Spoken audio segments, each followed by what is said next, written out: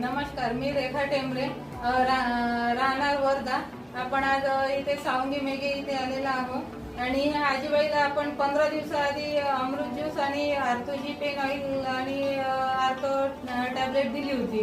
तर यांना काय आराम पडला ते यांच्याच मुखातून ऐकूया. बोला, तुमचं नाव काय? तुळसाबाई चौधरी. आणि तुम्ही म्हणजे काय त्रास होता ते सांगा. मी तुळसाबाई चौधरी बोलत आहे. मला खूप त्रास होता, पायाला गाठी आल्या होत्या. आज वाकणं नाही होईल, बसणं नाही होईल, संडासले लगविले. आता बरं वाटते मला, म्हणजे 12 कम वाटते. म्हणजे 100% मधून तुम्हाला 75% रिझल्ट आलेला आहे.